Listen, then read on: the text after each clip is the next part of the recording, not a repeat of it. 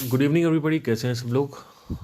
आज जो पॉडकास्ट है वो इस पे बात करेगा कि एसएम के माइंडसेट को लेके एग्जैक्टली हुआ क्या। क्योंकि अम, कि कुछ चीज़ें हैं जो मैंने अभी डिटेक्ट करी, ऑब्जर्व करी। और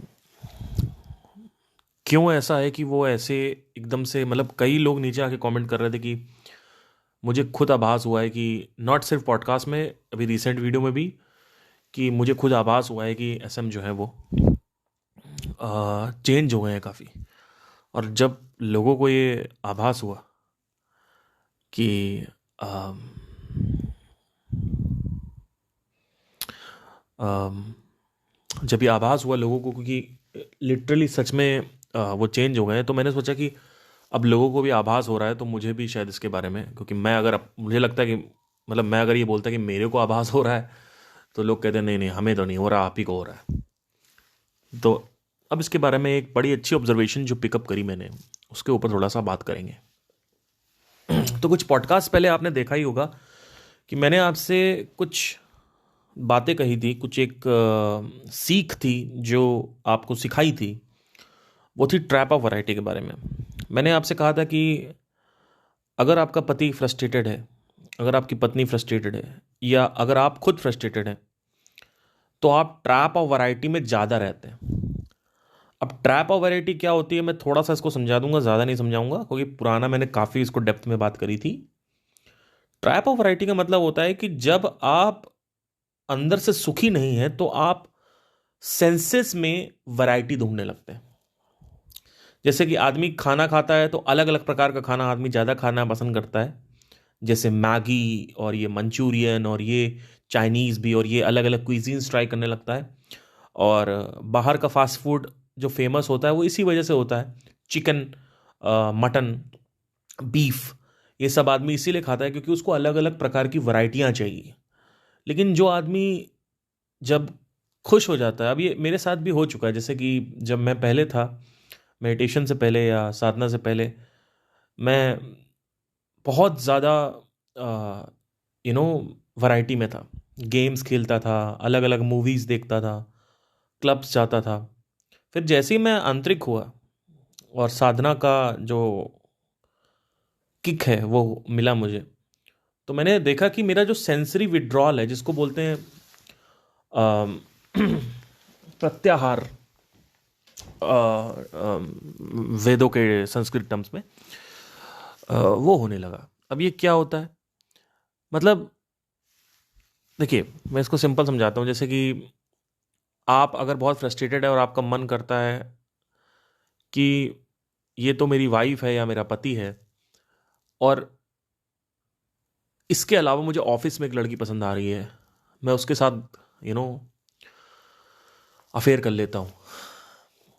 और यही चीज़ नशे में भी लोग करते हैं, कि लोग शुरुआत करते हैं सिगरेट से, लोग शुरुआत करते हैं कोकेन से, सॉरी बियर से, फिर लोग विस्की पे आ जाते हैं, फिर वो गांजे पे आ जाते हैं सिगरेट से, और फाइनली लास्ट जो होता है कोकेन पे आ जाते हैं, वो जिसको बोलते हैं सफ़ेद लाइनें खींचना। तो अगर आप ध्यान से देखें तो सिगरेट क्यों नहीं तृप्त कर पा रही तुम्हें? अगर आप ध्यान से देखें दारू तुम्हें क्यों नहीं तृप्त कर पा रही है? अगर आप ध्यान से देखें कोकेन तुम्हें केवल तृप्त क्यों नहीं कर पा रही? तुमको वैरायटी क्यों चाहिए? तो ड्रग्स में लोगों ने वैरायटी ढूंढी, खाने में लोगों ने वैरायटी ढूंढी।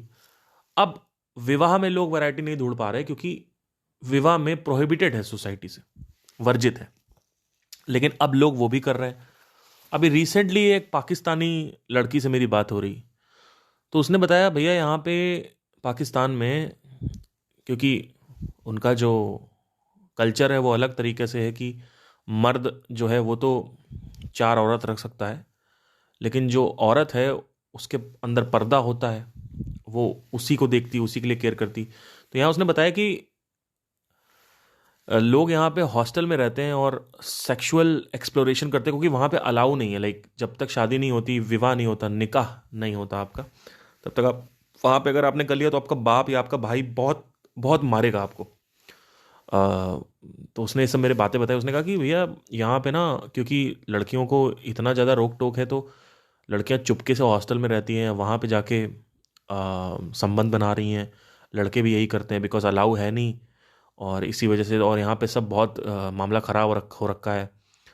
सिंध में कराची के पास एक जगह है, क्या नाम है उसका, डी से कोई नाम था, याद नहीं आ रहा।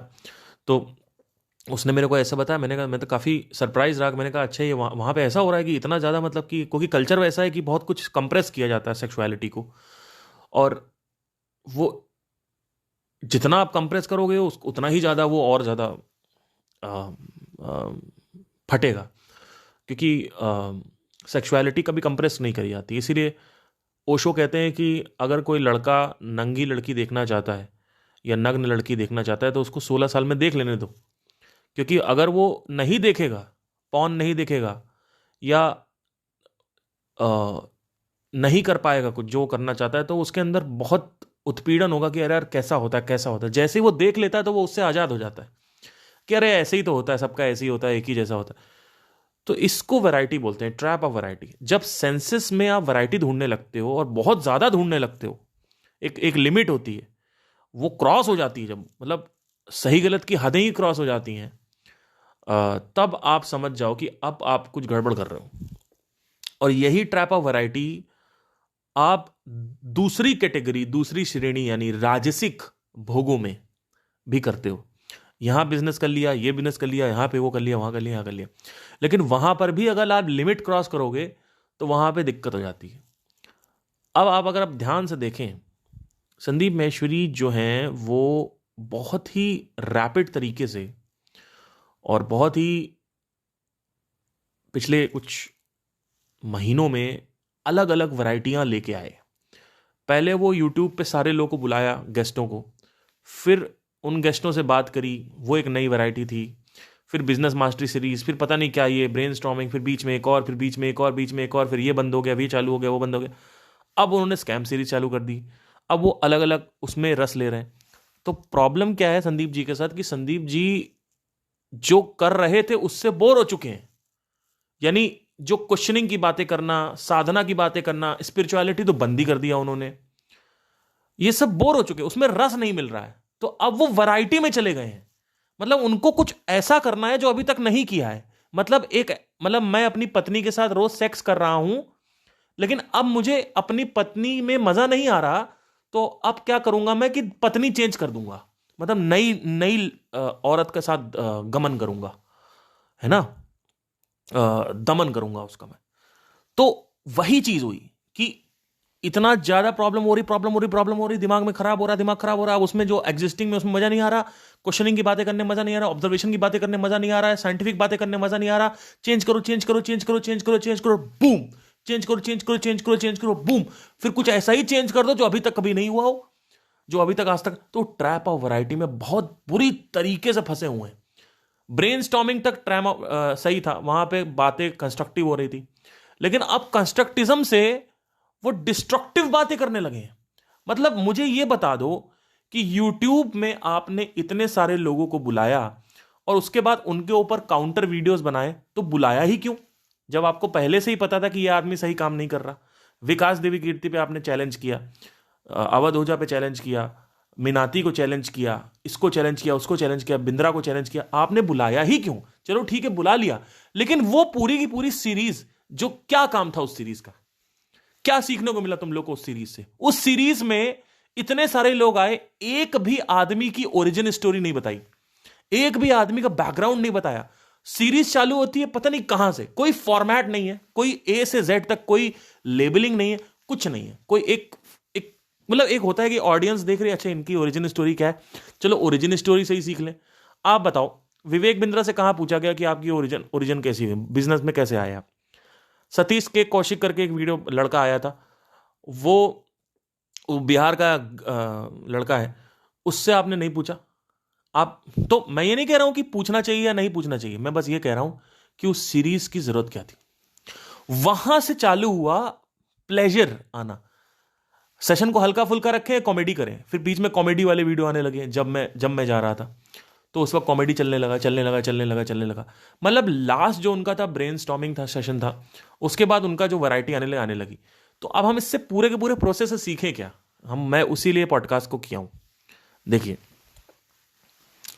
इस पूरे के पूरे प्रोसेस से हमने क्या सीखा है? जब आप अपने एग्जिस्टिंग पाथवे पे एग्जिस्टिंग पर्सन के साथ एग्जिस्टिंग जो आप काम कर रहे हो उससे पूरी तरीके से, इतनी बुरी तरीके से ऊब जाओ कि आपको पता है कि यह काम करना जरूरी है पर फिर भी आप ना करो, और आप ऐसे काम को करने लगो जो तामसिक काम है, डिस्ट्रक्टिज्म की तरफ चले जाओ आप, तो समझ जाओ कि अब तुम्हारे अंदर कुछ फॉल्ट हो रहा है। मुझे यह बता दो कि, और ये बिजनेस मास्टर सीरीज का जो ड्रामा चल रहा है ये अभी ज्यादा दिन नहीं चलेगा, आप देख लेना, ये भी नहीं चलने वाला। और उसमें भी क्या मतलब, चलो उसको उसको क्वेश्चन नहीं करते हैं, स्पिरिचुअलिटी के सेशंस क्यों नहीं आ रहे? वैरायटी अगर ढूंढनी है तो सात्विक वैरायटी ढूंढो।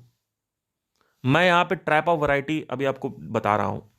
आपने कभी सुना जिंदगी में आज तक किसी भी गुरु से सुना किसी की हिम्मत है इतना बताने की?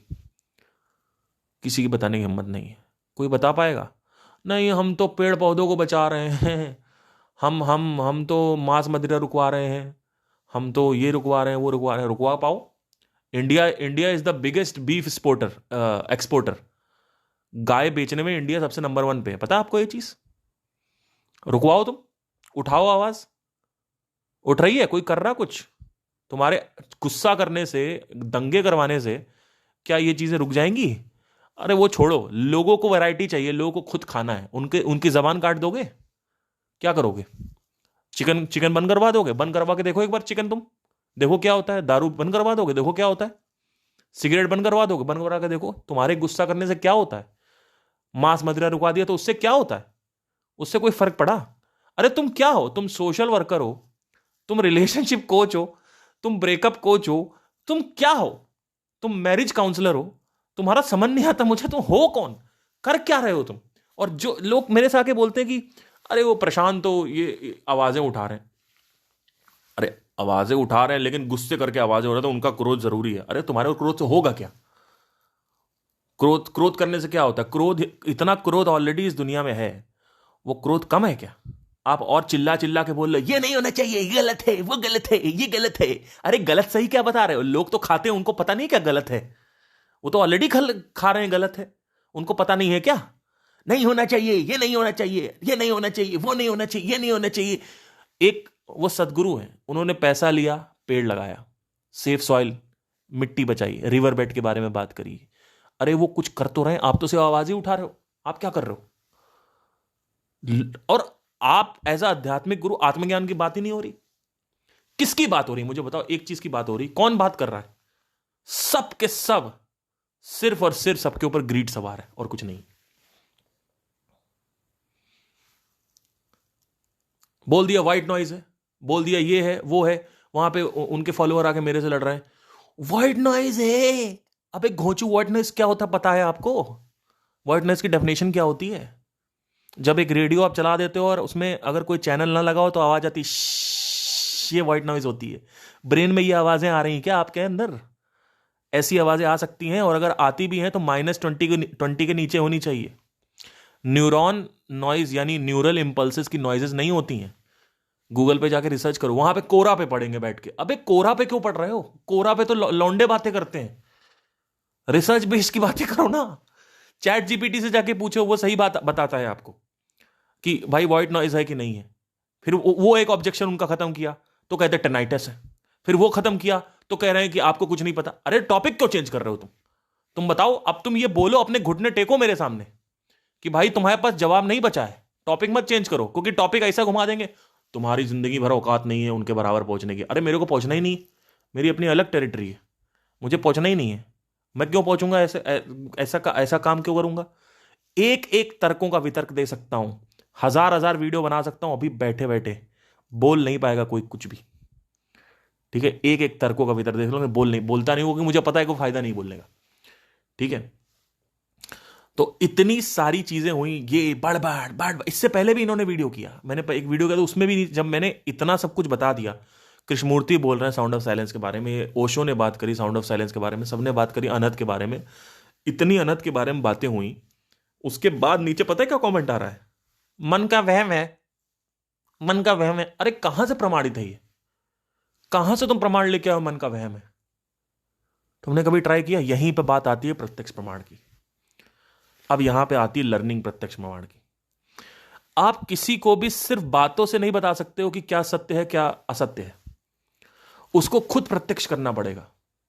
मैं इतना लड़ाई क्यों करता हूं अनंत ध्वनि के बारे में? क्योंकि अनंत ध्वनि सिर्फ एक साउंड नहीं है। जब इस साउंड को आप सुनते हो तो बहुत सारे एक्सपीरियंसेस होते हैं, आपके जीवन में काफी परिवर्तन आते हैं।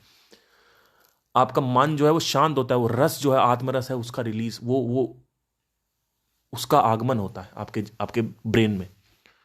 लेकिन वो इसलिए मैं पागल हूं इस साउंड के लिए। ये साउंड सिर्फ एक साउंड नहीं है। इस साउंड को अगर आप सुनो तो काफी चीजें, ब्रेन आपका शांत होता है।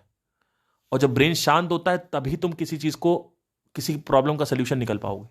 ब्रेन अगर आपका शांत नहीं है तो ब्रेन शार्प नहीं है, ब्रेन एक्सरसाइज नहीं कर पाएगा, ब्रेन क्वेश्चन के सोल्यूशंस नहीं निकाल पाएगा, ब्रेन क्वेश्चन के आंसर नहीं निकाल पाएगा। इसी वजह से तुम सोशल मीडिया में फंसे रहते हो। फिर कहते हो कि हमें ज्ञान हो गया। अरे तुम्हारे ज्ञान से क्या फर्क पड़ता है? तुम्हारा ज्ञान, तुम्हारा जो ज्ञान है वो 2 कौड़ी का है, जब तक तुम उसका प्रत्यक्ष प्रमाण नहीं करते। वो जो ज्ञान है, जो कहीं से भी ज्ञान मिल रहा है, चाहे प्रशांत से मिल रहा है, संदीप से मिल रहा है, सदगुरु से मिल रहा है, मेरे से मिल रहा, वेदांतों से मिल रहा, कहीं से भी मिल रहा है। कोई इंडिपेंडेंस की बातें कर रहा है? कोई इंडिपेंडेंस, स्वतंत्रता की बात ही नहीं होती। अगर आज मैं मर जाऊं, अगर आज कोई मोटिवेशनल स्पीकर मर जाए या कोई आध्यात्मिक गुरु मर जाए, तो तुम लोग की धज्जियां उड़नी तय है। क्योंकि तुम लोग छोटे से बच्चे हो जो उंगली पकड़ के चलना जानते हो। मैं उंगली नहीं पकड़ना चाहता, मैं आपको प्रोसेस बता रहा हूं। उस प्रोसेस को अगर आप सीख लेते हो तो आप खुद अपने जीवन का हल निकाल सकते हो। ये जो कॉम्प्लिकेटेड चीजें हैं, इनको हल करने के लिए ब्रेन का एक लेवल पे शांत होना जरूरी है। नहीं तो तुम्हारा ब्रेन इंद्रियों की वैरायटी में घूमता रह जाएगा। तुम सब कुछ करोगे, भोग विलास इंद्रिय तृप्ति सब कुछ तुम करोगे, उसके बाद भी, और वो करने के साथ साथ तुम वेदांता की बातें करोगे, आत्मज्ञान की बातें करोगे, आत्मरस की बातें करोगे, सब कुछ बातें करोगे, लेकिन तुम वो भी करोगे, तुम ट्रैप ऑफ वैरायटी में भी फंसे रहोगे। और वही हुआ। मैंने बहुत पहले इस आदमी से बोला था, संदीप महेश्वरी से, मैंने कहा था कि भैया मेरी बात सुन लो, नहीं तो जिंदगी झंड है। नहीं हुआ, हो गई, खत्म, टाटा बाय बाय, गया, उड़ गया, वैनिश, अदृश्य हो गया। क्या हो रहा? डिस्ट्रक्टिज्म के अलावा और कौन से कंटेंट आ रहे हैं? आप मुझे यह बताओ। आप ऐसे लोगों के लिए ये सीरीजेस निकाल रहे हो, स्कैम की सीरीज निकाल रहे हो, जो लोग आपके लिए खड़े भी नहीं होते हो, पलट गए। पलट गए सारे लोग, सारे पूरी जनता पलट गई आचार्य प्रशांत के लिए। सब जनता पलट गई संदीप महेश्वरी के। इनके लिए तुम सीरीज बना रहे हो? ये दोगले एक थाली का बैंगन कभी इधर जाएंगे उधर जाएंगे। इनके लिए तुम पंगे ले रहे हो बड़े बड़े लोगों से। कल को तुम्हारे ऊपर केस होगा, तुम्हारा पीस ऑफ माइंड खत्म होगा। बिंद्रा के साथ तुम्हारा केस हुआ, चलो वो तुमने करके खत्म कर दिया। उसके बाद ये अब इनसे, अब अभी वो दिव्य कीर्ति उठा केस कर दें, अवध ओझा उठा केस कर दें आपके ऊपर, तो क्या होगा? क्या करोगे आप? जहां बात करनी वहां बात नहीं। अगर आप बात करना चाहते ही हो तो आप बागेश्वर धाम पे बोलो ना। आप क्यों नहीं बोलते उनके बारे में? आप इनके बारे में बोलो, क्या अनिरुद्ध के बारे में बोलो, आप बोलो उनके बारे में क्या चक्कर चल रहा है। क्योंकि रिलीजियस लोग आपके पीछे पड़ जाएंगे और आप चाहते नहीं हो। तो मैं ये नहीं कह रहा हूं कि क्या गलत है क्या सही है, मैं बस इतना कह रहा हूं कि तुम ट्रैप ऑफ वैरायटी में क्यों फंसो, पूरी की पूरी मूवमेंट क्यों नहीं देख पा रहे हो। मैं संदीप महेश्वरी से सवाल करना चाहता हूं कि भाई आप पूरी की पूरी मूवमेंट देख क्यों नहीं पा रहे हो। चल क्या आपको ये पता नहीं है कि ट्रैप ऑफ वैरायटी क्या होता है? जब इंसान अंदर से दुखी होता है तो इंद्रियों की वैरायटी में घूमने लगता है, यानी इंद्रियों की भिन्नता में, यानी इंद्रियों की विविधता में। इंद्रिय सिर्फ और सिर्फ एक आदमी, एक वस्तु और एक कोई चीज, कोई एक परिस्थिति में नहीं फंस के रहना चाहती। वो तभी फंस के रहेगी जब तुम्हारा मन अंदर से, भीतर से शांत होगा। जब तुम्हारा अशांत मन होने लगता है तो तुम वैरायटी ढूंढने लगते हो ऐसी चीजों में जहां पे वैरायटी पॉसिबल ही नहीं है। जैसे कि औरत, तुम अपनी औरत को छोड़ के किसी और के साथ भागने लगोगे, किसी और के साथ सेक्स करने लगोगे। इसी वजह से जब आदमी के अंदर पैसा आता है, सबसे पहले उसकी सच्ची मित्रता खत्म होती है। सबसे पहले उसकी सच्ची मोहब्बत जो उसके साथ बचपन में साथ थी, अभी तक साथ थी, उसने पैसा कमाया, फॉर्च्यूनर में घूमने लगा तो और लड़कियां अट्रैक्ट हुई, उसने अपनी पत्नी को छोड़ दिया जो कि उसके बुरे वक्त में साथ में थी। और तीसरे नंबर पे हेल्थ खराब होती है तुम्हारी। क्यों? क्योंकि तुम ट्रैप ऑफ वैरायटी में फंसे हुए हो, तुम रंडीबाजी कर रहे हो, तुम बाहर जाके घूम रहे हो, खाना पीना खा रहे हो, गमन कर रहे हो, सिगरेट पी रहे हो, गांजा पी रहे हो। क्यों? क्योंकि तुमको तुम्हारे सेंसेस को ट्रैप ऑफ वैरायटी चाहिए। यानी क्या? वैरायटी चाहिए, विविधता चाहिए, यानी भिन्नता चाहिए। और भिन्नता एक लेवल तक ठीक है कि आप हर रोज दाल चावल नहीं खा सकते, आपको अलग अलग चाहिए। लेकिन अगर आप कहोगे नहीं, मुझे आज दाल चावल खाने का मन नहीं है, मैं ना मुर्गा मंगवाऊंगा, मैं ना मैं ना ये मैं आज ये मंगवाऊंगा, क्या बोलते हैं, पिज्जा खाऊंगा आज। तो मैं 2 3 टाइम 4 टाइम तुम पिज्जा खा रहे हो, क्या चक्कर है? तुम्हारी ऊर्जा तुम्हारे वश में नहीं है। और ये ऊर्जा जो है, ये परेशान करती है तुमको। और इसी वजह से इंद्रियों का भोग करने में, और इंद्रियां का भोग सिर्फ अपनी पत्नी में नहीं, वहां तक ठीक है, लेकिन अब तुम अपनी पत्नी में रस नहीं ढूंढ, तुम कहीं और चले जाओगे। मैं ये नहीं कह रहा हूं कि मैं संदीप महेश्वरी की बात नहीं कर रहा हूं, मैं एक जनरल बात कर रहा हूं। संदीप महेश्वरी भोग विलासी नहीं है। Sandeep Maheshwari is extreme loyal to his wife and their family, that is for sure. But अब वहां पे उन्होंने छोड़ दिया तो कहीं और से निकलेगा, कहीं और से। वही हुआ। अब ये सेशंस में ट्रैप ऑफ वैरायटी में फंस गए। इनके सेशंस में अगर आप ध्यान से देखो, कुछ अलग करना चाहते हैं, कुछ अलग करना चाहते हैं, कुछ अलग करना चाहते हैं, कुछ वो अलग के चक्कर में कंस्ट्रक्टिज्म में अलग करना चाहिए कि कंस्ट्रक्टिज्म, क्योंकि कंस्ट्रक्टिज्म को करने के लिए दिमाग का शांत होना जरूरी है। इसलिए नया आइडिया आएगा ही नहीं आपके दिमाग में। अब सुनो, टर्निंग पॉइंट है ये पॉडकास्ट का। कंस्ट्रक्टिज्म के लिए, यानी कुछ नया nature of the mind discover करने के लिए, लॉज ऑफ द यूनिवर्स यानी यूनिवर्स के बारे में सीखने के लिए, प्राण के बारे में सीखने के लिए, जीव जंतुओं के बारे में सीखने के लिए, नेचर ऑफ द माइंड के, नेचर ऑफ द बॉडी के बारे में सीखने के लिए, कंस्ट्रक्टिज्म में वैरायटी लाने के लिए, यानी सात्विक लेवल पे और राजसिक लेवल पे वैरायटी लाने के लिए दिमाग का एक लेवल पे शांत होना जरूरी है। और वहां पे अशांति हुई तो वहां पे क्रिएटिविटी आई नहीं, वहां पे वैरायटी नहीं आई, तो तुम वैरायटी कहां लाओगे? डिस्ट्रक्टिज्म में। बस चक्कर खत्म। आप किसी भी गंजेड़ी से पूछ लो, उससे पूछो गांजा पीने के 3 अलग तरीके बताओ, तुरंत बता देगा। वो कहेगा पहले तो जॉइंट बनाओ, दूसरा बॉन्ग, और तीसरा मुझे नहीं पता, पर वो बता जरूर देगा। मुझे नहीं पता तीसरा कंजम्पशन क्या है, लेकिन वो बता जरूर देगा। अब मुझे बताओ क्या चक्कर है? तो आप वैरायटी में फंसे हुए हो, और ये मेरे साथ होता रहता है। अगर मैं अपनी साधना को रोक देता हूं तो मैं वैरायटी में चला जाता हूं।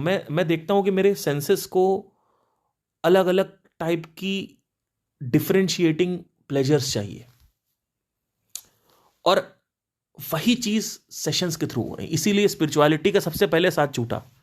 जैसे ही आप भिन्नता में जाते हो, तो राजसिक लेवल पे तो आप कर सकते हो थोड़ा बहुत, लेकिन स्पिरिचुअल लेवल पे आप बिल्कुल नहीं कर सकते। आप मुझे ये बताओ, क्या नया सीखा तुमने संदीप महेश्वरी से स्पिरिचुअलिटी में?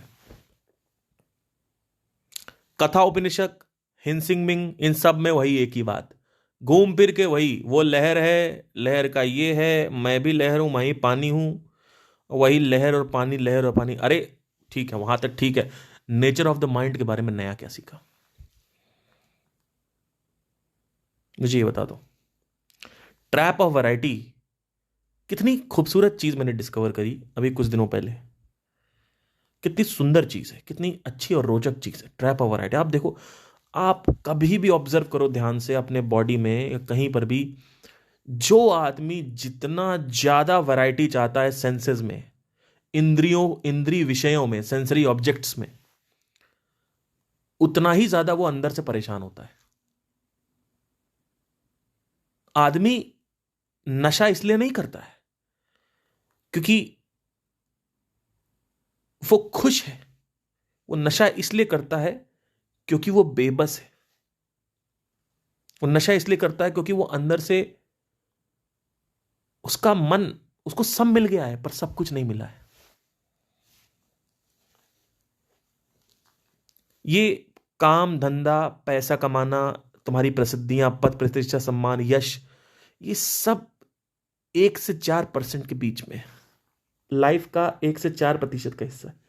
आज मेरा दोस्त मेरे को कॉल करता है, कहता है कि भाई, आज अगर मैं 1 लाख रुपए महीने कमा रहा होता ना, मैं खूबसूरत से खूबसूरत लड़की के साथ आज घूम रहा होता, और आज वो मेरे को प्यार भी करती। मैंने कहा यार, ये कौन सी औरत है जो 1 लाख रुपए देख के तुमको प्यार कर रही है? ये कोई औरत है?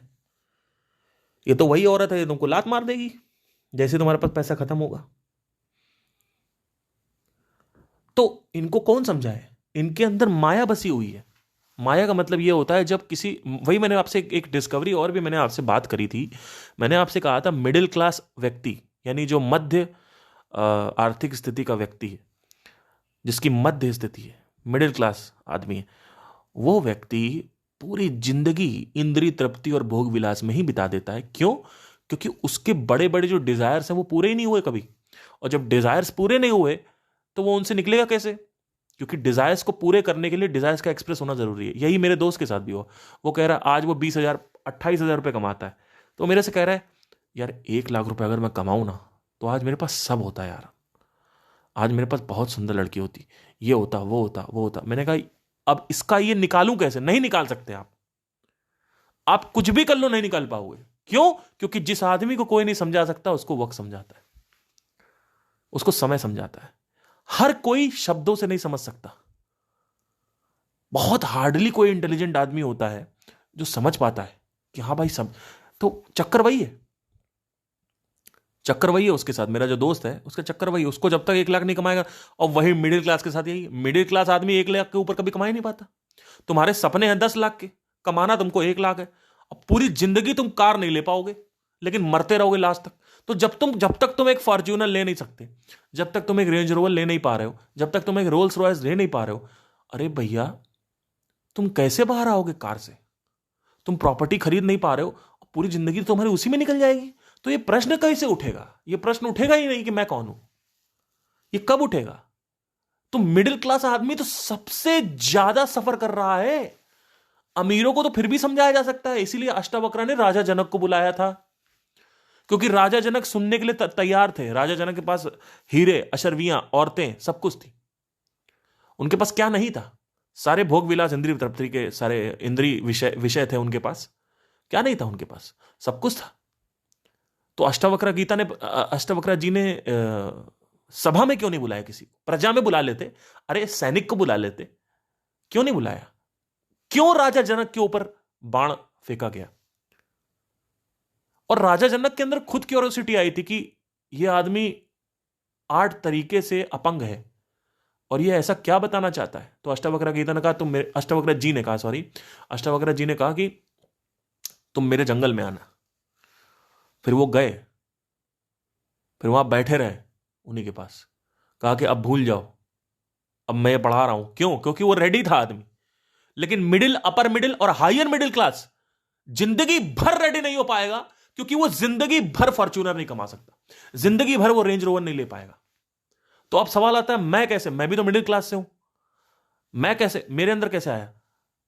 इंटेलेक्ट। हर किसी की इंटेलेक्ट जो होती है वो इवॉल्व होती है, वो देख पाता है। और भी चीजें हैं जो थोड़ी मिस्टिकल है, मैं उसमें नहीं जाऊंगा, पर इंटेलेक्ट होती है। आप लोग को ये आभास है सिर्फ बाइक खरीद के कि मुझे प्राइवेट जेट में जा, लेकिन एक आदमी उसको जिंदगी भर घर बनाना है, उसको एक 100 गज की जमीन पर घर बनवाना है, वो साला उसी में मर जाएगा, बना नहीं पाएगा वो। और अगर बना लिया तो इतना बंध जाएगा कि वो कहेगा अब तो मेरी फ्रीडम खत्म हो गई। तो घोंचो, तुमको ये समझ नहीं आता है कि जितनी ज्यादा तुम डिजायर का भोग करोगे, उतना ज्यादा तुम अपनी वासनाओं का जितना ज्यादा तुम भोग करोगे, उतना ज्यादा तुम्हारी स्वतंत्रता का जो केक है वो खत्म होता है। ये लोगों को नहीं पता क्या? तुम लोग को समझ नहीं आ रहा है क्या कि अगर तुम्हारे पास 83,000 की EMI चल रही है तो तुम्हारे पर कितना प्रेशर आएगा? तुम्हारी पीस ऑफ माइंड का केक भी तो कटेगा। एक केक होता है 360 डिग्री, उसमें से आधा केक कट जाता है। जितना बड़ा तुम डिजायर भोगोगे उतना बड़ा केक कटेगा। शादी करोगे, केक कटा, कट। घर खरीदोगे, केक कटा। अपनी चादर से ज्यादा फैर लोग फैलाते हैं, केक कटेगा। तो अब आपको यार हम लोग घर तो लेते हैं आजादी के लिए, शादी हम करते हैं आजादी के लिए, फ्री होने के लिए, तो केक कैसे कट जाता है? यही तो माया है। माया का ये कहना है कि या तो मेरे को छुओ मत, और अगर तुमने मेरे को गलती से छू लिया तो मैं तुम्हारी पैंट उतार दूंगी। हां, माया यह कहती है कि या तो तुम मेरे को छुओ मत, चक्कर ही नहीं पाल ले। मतलब क्या, एक दो बार शादी कर लिया, समझ में आ गया ना, अब चलो पीछे हटो। लेकिन लोग क्या करते, बार बार शादी कर रहे हैं, बार बार रिलेशनशिप में जा रहे हैं। तो माया ये कहती है कि ठीक है, एक बार तुमने शादी करा है तो केक कट गया, लेकिन अब तुमको रियलाइजेशन हुआ तो तुमने तलाक दे दिया और दोबारा नहीं किया। तो माया ये कहती है कि हां, अब अगर तुम दोबारा शादी नहीं कर रहे हो तो मैं तुम्हें फ्रीडम दे सकती हूं। तो एक हाथ दे एक हाथ ले। प्रॉब्लम यह है कि जितने भी तुम्हारे सेंसरी प्लेजर्स हैं, जो तुम्हारी ये इच्छाएं हैं, जो तुम्हारे भोग हैं, जो तुम्हारी वासनाएं हैं, इनको, इन वासनाओं को भोगने के बाद तुम्हें तृप्ति मिल जाती है, इंद्रिय तृप्ति तो मिल जाती है, सेटिस्फैक्शन तो मिल जाता है, जिसको सेटिस्फैक्शन एक्चुअली बोला नहीं जाता, जो कि टेम्परेरी सेटिस्फैक्शन है, जो कि माया है, मिथ है। लेकिन तुम्हारी स्वतंत्रता छिन जाएगी, तुम्हारी स्वतंत्रता की धज्जियां उड़ जाएंगी। अब बताओ क्या करोगे? चक्कर क्या है? क्या करोगे? जो आदमी स्वयं भीतर से आजाद है, वो अगर माया को टच भी करेगा तो माया उसका कुछ उखाड़ नहीं पाएगी, क्योंकि उसको पता है कि ये सब मीनिंगलेस है, अर्थहीन है। अष्टावक्र जी बोलते रहे, विषयों की अर्थहीनता को देखो। क्या मतलब है इसका? मतलब जो तुम परसीव कर रहे हो विषयों के बारे में, वो नहीं है, वो माया है। और जब विषय मिल जाता है तब कुछ और रियलिटी होती है। जब शादी कर ले तो शादी के लड्डू जो खाए पछताए, ना खाए ना पछताए। जब तुम शादी कर लेते हो तो शादी करने के बाद जो है, जो रस है वो खत्म हो जाता है। बहुत सारी औरतें और बहुत सारे मर्द इसको एक्सेप्ट नहीं करेंगे, लेकिन तुम उस औरत को, उस मर्द को कभी छोड़ नहीं पाओगे, अपनी पत्नी को छोड़ नहीं पाओगे, रस नहीं मिलेगा। इसको बोलते हैं फसाना। एक पिंजरा है, उसके अंदर एक चूहे को अट्रैक्ट किया जा रहा है और वो चूहा अंदर आ जाता है, और जब तक वो उस पनीर के टुकड़े को खा रहा होता है तब तक पिंजरा पीछे से बंद हो जाता है, और फिर वो पीछे घूमता है जब टुकड़ा खत्म हो जाता है पनीर का, तो देखता है पिंजरा बंद है। यही है, ये तुम्हारे वासनाएं हैं। तुमने घर खरीद लिया, वो घर क्या, पनीर का टुकड़ा। तुम्हारी औकात नहीं थी घर खरीदने की, लेकिन तुमने जबरदस्ती घर खरीद लिया, क्योंकि तुमने सोसाइटी का प्रेशर ले लिया अपने ऊपर। दो ही तरह के प्रेशर हो, या तो तुम्हारी खुद की स्वयं की वासनाओं का प्रेशर होता है, और या तो तुम्हारी समाज के प्रेशर होता है। यही दो ही डिजायर्स के प्रेशर है, यही, उसके अलावा कुछ नहीं है, और कुछ नहीं है।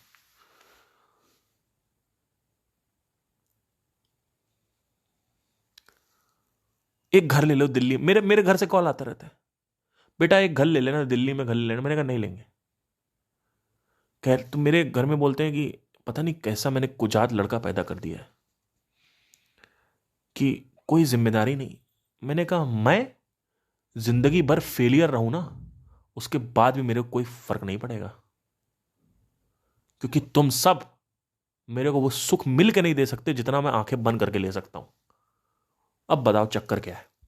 मेरी कोई जात नहीं है, ना ही मेरा कोई देश है। ये जो लकीरें तुमने खींच रखी हैं बॉर्डर पे, उसकी कोई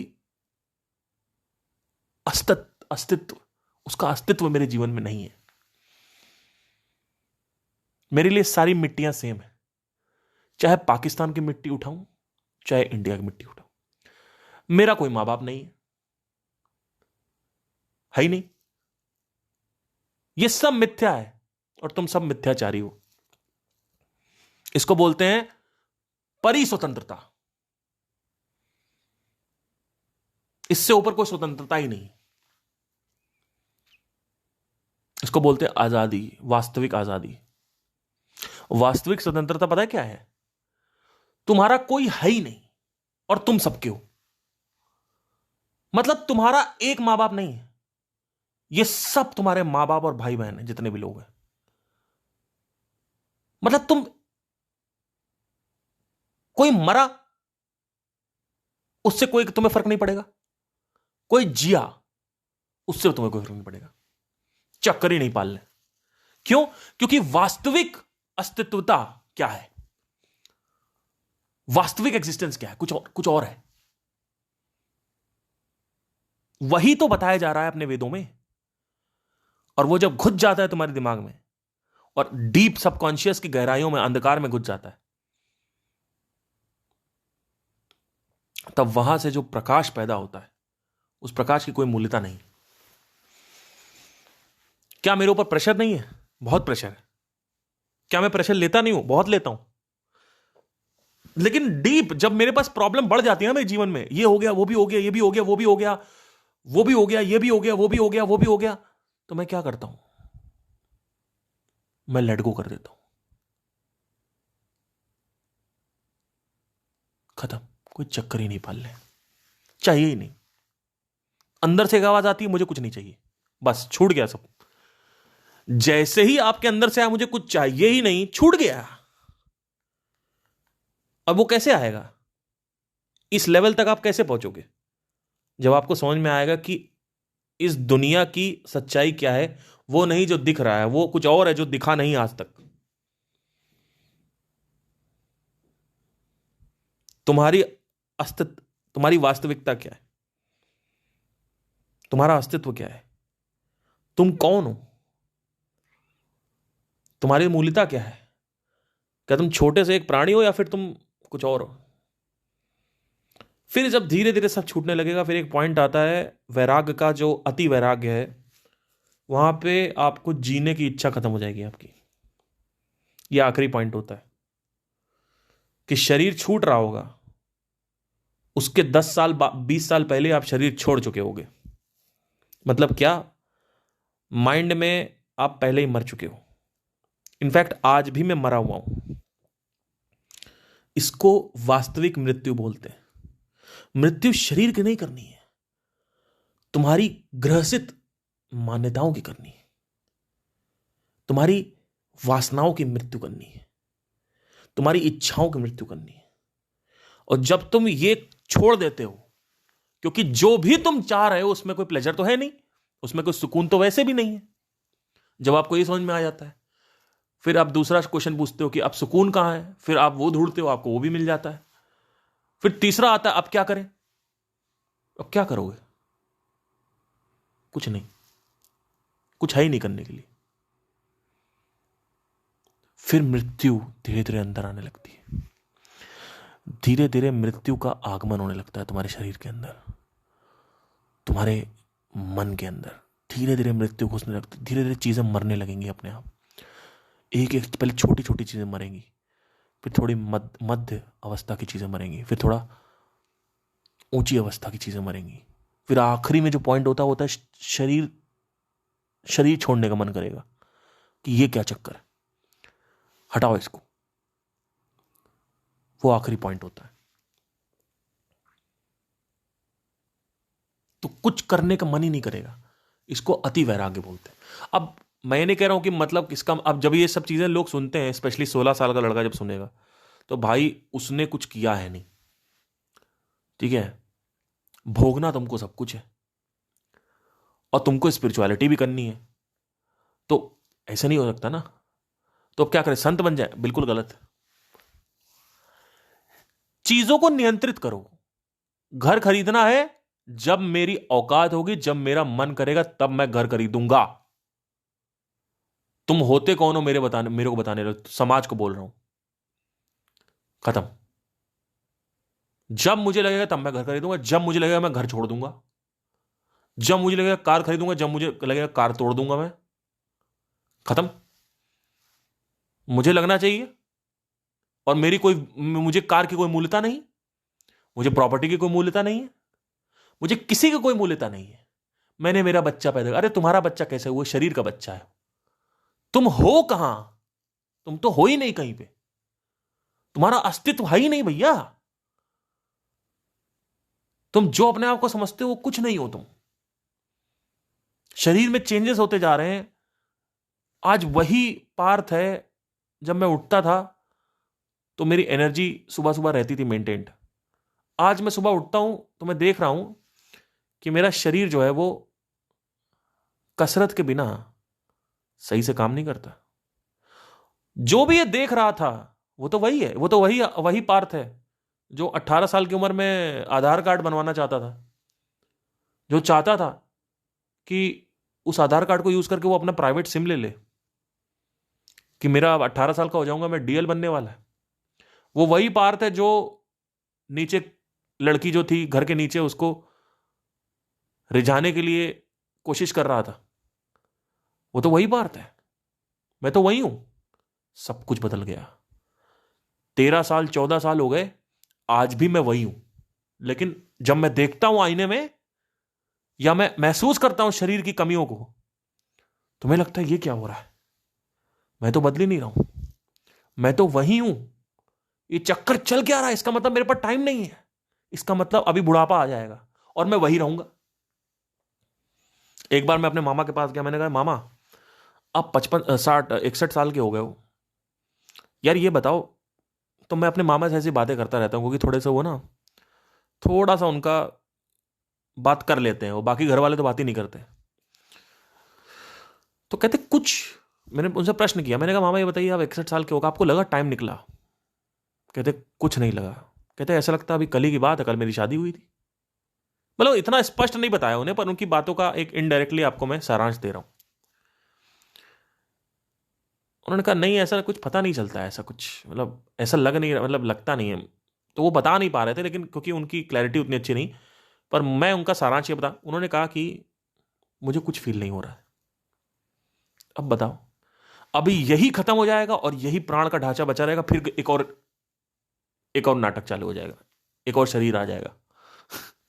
फिर नाटक फिर चालू करो, फिर वही 10वीं 12वीं, फिर वही, और तब तक इस प्लेनेट की धज्जियां उड़नी तय है। खैर उतना नहीं जाते, मिस्टिकल हो जाएगा।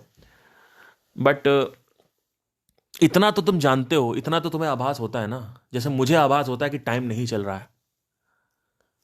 मुझे एहसास होता है कि मैं वही लड़का हूं जो आधार कार्ड को बनवा के अपना डीएल बनवाना चाहता है, अपने अपने आप को इंडिपेंडेंट करना चाहता है। वो लड़का जो नीचे लड़की रहती है, किराएदार की लड़की, उनके उनके चक्कर में पड़ा हुआ है। मेरे ऊपर एक लड़की रहती थी, सोनम नाम था उसका, उसको मेरी वो फर्स्ट गर्लफ्रेंड थी मेरी, वो मेरी टीचर थी वो।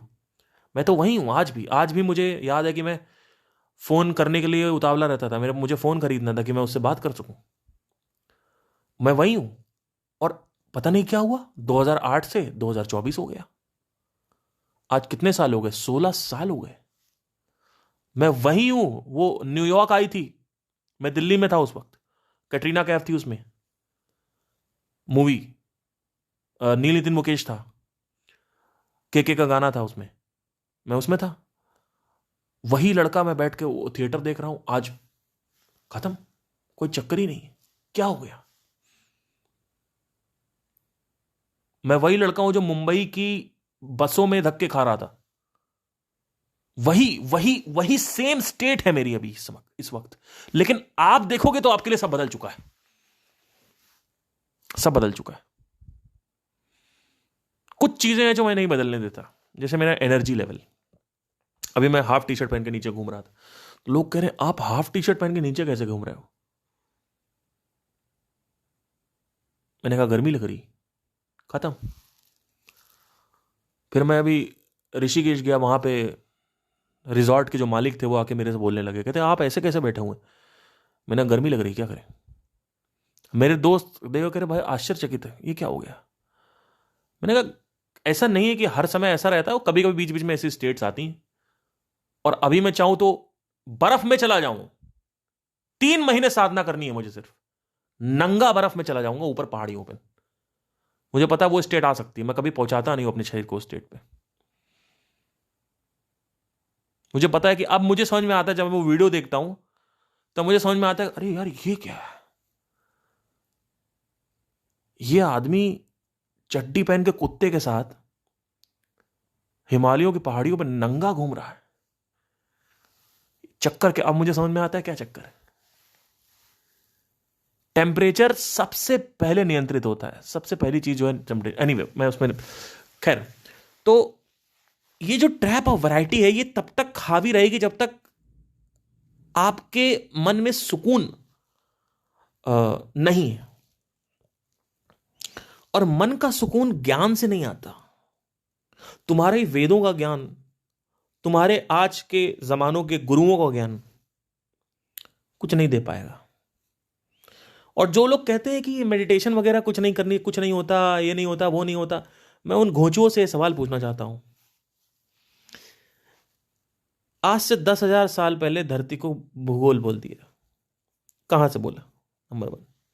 नंबर 2, 7 ग्रह होते हैं, 7 दिन होते हैं, आज से 4-5 हजार साल पहले वेदों में लिखा हुआ है, कहां से आ गया? जब टेलीस्कोप अभी आया तो चक्र कहां से डिस्कवर हुए? कौन डिस्कवर कर रहा है चक्र बैठ के? डायसेक्शन तो कर ही नहीं सकते आप ऐसे सवाल है ना। हर एक चीज का एग्जिस्टेंस है, तंत्र का भी है, लेकिन ये जीवन को अच्छा नहीं करता है। ये सब इंटरेस्टिंग थ्योरी की तरह समझ लो, पिक्चर देख रहे हो आप, इसलिए इसके ऊपर फॉलो अप नहीं करना होता। तंत्र भी है, नहीं समझ पाओगे तुम लोग, जो तुम्हारे गुरु है वो तुमको समझा नहीं पाएंगे। सब कुछ है। अपने अंदर सिर्फ इतनी स्वीकृति लाके देखो कि इतना ज्ञान लेने के बावजूद, इतने फर्स्ट क्लास गुरु तुम्हारे आ गए, उसके बावजूद भी तुम्हारे जीवन में सिर्फ और सिर्फ क्रोध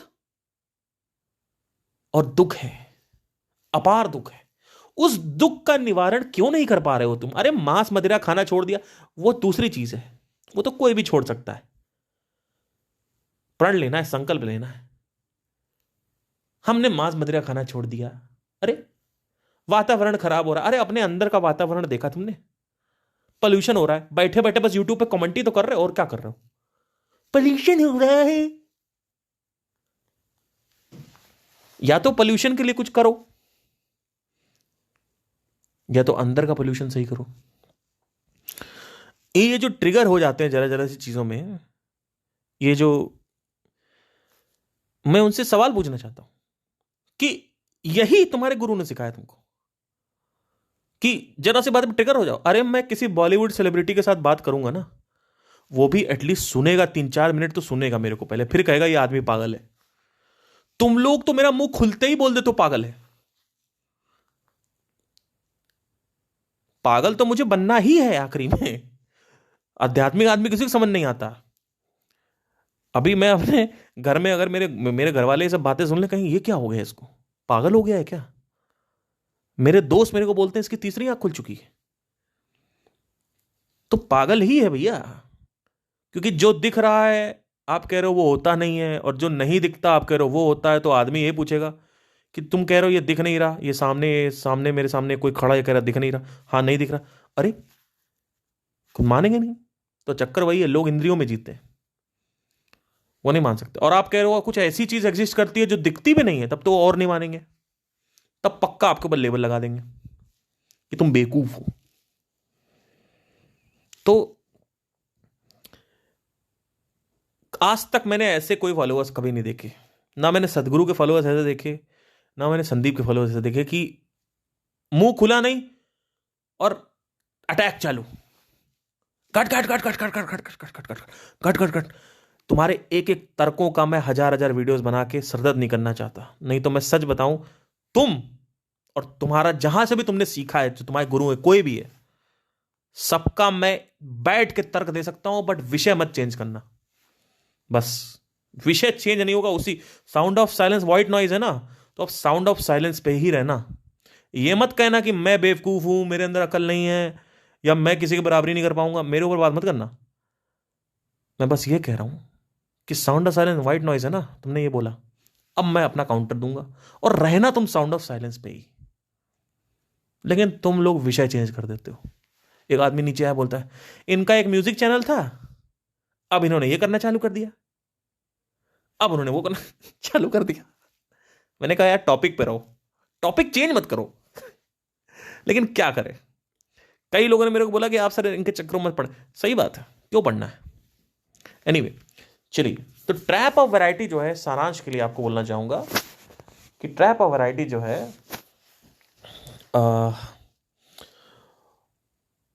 वो ज्यादा सवार हो जाती है आपके ऊपर जब आपका मन अशांत होता है। That's it. इसके अलावा आगे की बात बाद में करेंगे।